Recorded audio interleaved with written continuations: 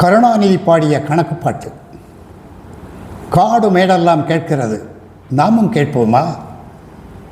சாயமலையிலிருந்து சாம்பவான் தேவிக்காக சொல்லின் செல்வன். கருணாநிதி கடந்த காலங்களில் அவருடைய கணக்கை கேட்கும் போதெல்லாம்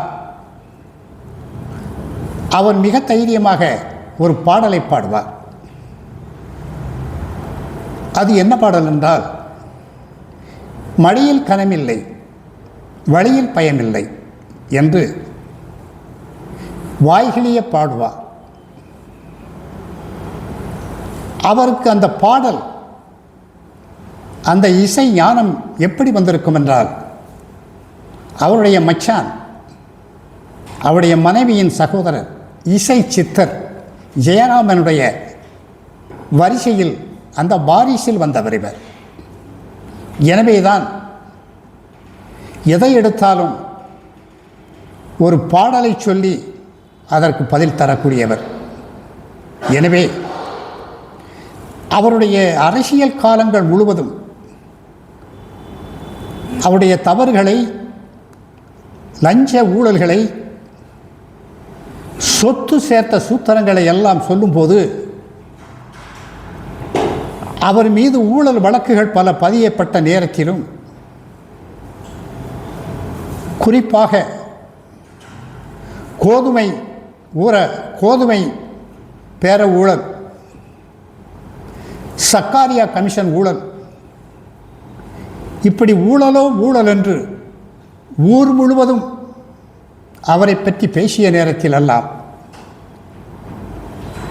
அரசியல் ரீதியாக அவரை எதிர்த்த எம்ஜிஆர் கூட ஆரம்ப காலத்தில்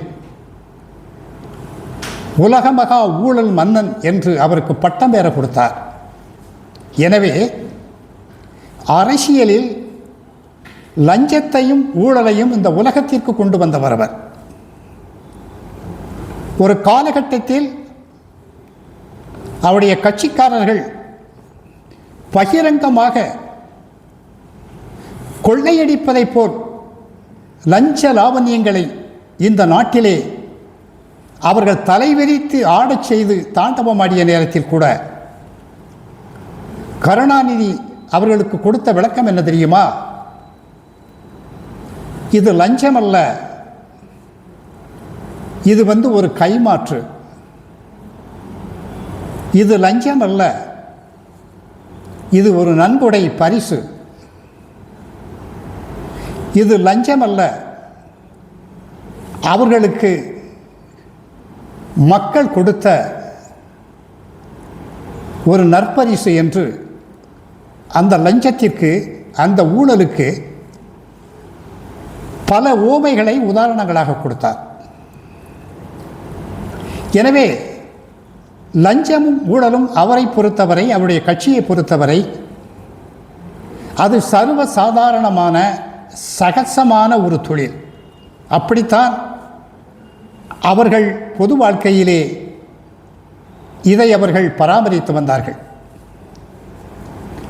அவ்வளவு பெரிய லஞ்சத்தில் மாட்டி, ஊழலில் சிக்கி, ஊழலோ ஊழல் என்று ஊர் மக்களை சொல்லும் அளவிற்கு ஊழலிலே ஊறி தலைத்த காரணத்தினால்தான் எம்ஜிஆரால் அவர் தூக்கி எறியப்பட்டு கிட்டத்தட்ட 14 ஆண்டு காலம் வனவாசத்திற்கு அனுப்பப்பட்டார்.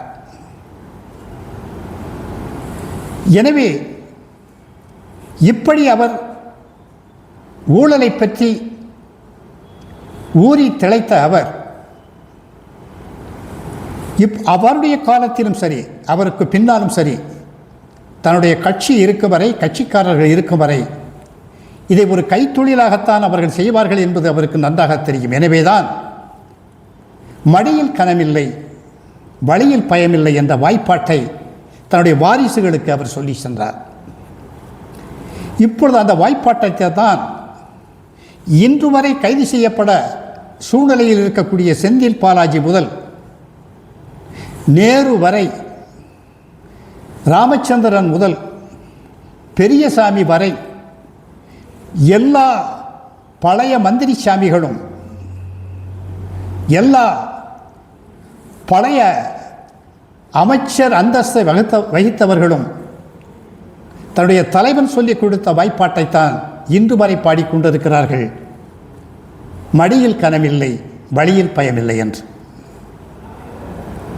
ரொம்ப நன்றாக இருக்கிறது, ரசிக்கக்கூடிய ஒரு வாய்ப்பாடு இது. இந்த நிலையில் இவர்கள் ஒரு பாடலுக்காக பல போராட்டங்களை செய்கின்றார்கள். சட்டமன்றத்தில் சரி, வெளியிலும் சரி. சொல்லப்போனால் அந்த பாட்டு எந்த வரிசையிலே வைக்கப்பட வேண்டும் என்பதற்கு கோர்ட்டு வரை இவர்கள் சென்று விட்டார்கள். அது என்ன பாட்டு?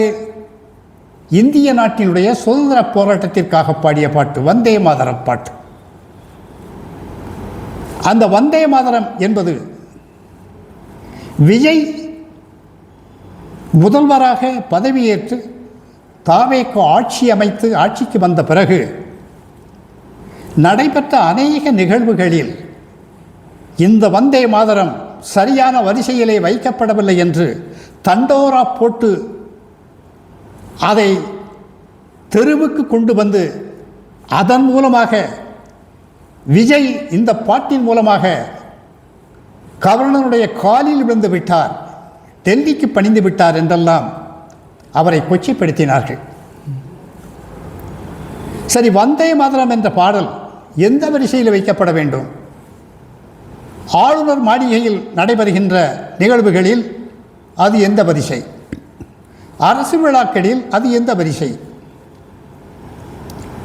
இப்படி சுதந்திர தினம், குடியரசு தினம், இந்த தினங்களிலெல்லாம் இந்த பாடல் இந்த வரிசையில் வை, அந்த வரிசையில் வை என்று வரிசை கட்டி இவர்கள் சண்டைக்கு வந்தார்கள், சண்டை செய்து கொண்டிருக்கிறார்கள். நான் கேட்கிறேன், ஒரு வந்தே மாதரம் என்ற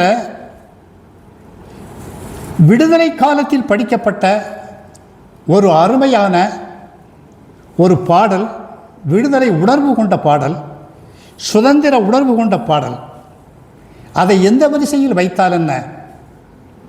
அதை கூட நீங்கள் அரசியலாக்குகிறீர்களே. நீங்கள் உங்களுடைய தலைவன் உங்களுக்கு சொல்லி சென்ற, படித்து சென்ற மடியில் கனமில்லை, வழியில் பயமில்லை என்று ஒரு வரி பாடலை ஒரே வரிசையில் எல்லாரும் பாடுகின்றீர்களே. இந்த பாடல் ஒரே வரிசையில் வைப்பதற்கு உங்களுக்கு சொல்லிக் கொடுத்த உங்களுடைய கவிஞன் யார்? அல்லது பாடல் ஆசிரியர் யார்? அதை நாங்கள் பகிரங்கமாக சொன்னால் உங்களுக்கு கோபம் வரும், கொந்தளிப்புகள் வரும். அதை ஏற்கனவே தலைப்பில் சொல்லிவிட்டேன். இந்த வாய்ப்பாட்டை சொல்லிக் கொடுத்தது யார் என்று. எனவே அரசியலில் என்ன பேச வேண்டும், எதை பாட வேண்டும், எப்படி பாட வேண்டும், அதையெல்லாம் நுணுக்கமாக கற்றுக்கொண்டு நீங்கள் வாருங்கள். இல்லை என்றால் இன்னும் நீங்கள் அழிவை தேடி போய் கொண்டிருக்கிறீர்கள், நீங்கள் அழிந்து போவீர்கள். மடியில் கனமில்லை, வழியில் பயமில்லை. நான் ஒன்று சொல்லுகிறேன், இதற்கு கூட ஒரு பாடல் உங்களுடைய தலைவர் எழுதிய ஒரு படத்தில் இருந்து வருகிறது. வாராய் நீ வாராய், போகுமிடம் போலீஸ் ஸ்டேஷன் இல்லை, மடியில் கனமில்லை, வழியில் பயமில்லை, வாராய்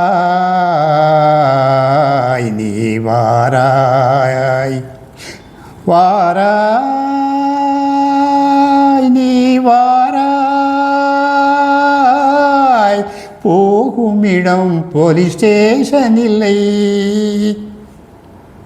இது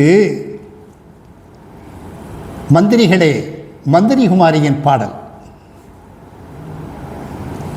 இந்த பாடல் திமுக குடும்பத்திற்கு, இந்த பாடல் திமுக குடும்பத்திற்கு, திமுக மாஜி மந்திரிகளுக்கு இது ஒரு கும்மி பாடல். இந்த கும்மி பாடலை படியாதீர்கள் என்று சொன்னாலும் கேட்க மாட்டீர்கள். நீங்கள் படித்து கொண்டே இருப்பீர்கள். இப்படி படித்து படித்து நீங்கள் நினைத்த கொள்ளைகளை இந்த நாட்டு மக்கள் மத்தியிலே மறைத்து விடலாம் என்று மனக்கோட்டை கட்டி கொண்டிருக்கிறீர்கள். நீங்கள் மறைக்க நினைக்கலாம். அன்று இந்த பாட்டை படித்தானே மந்திரி குமாரியில், திருச்சி லோகநாதன், அவனுடைய குரல் இருக்கும் வரை உங்களுடைய கொள்ளையடித்த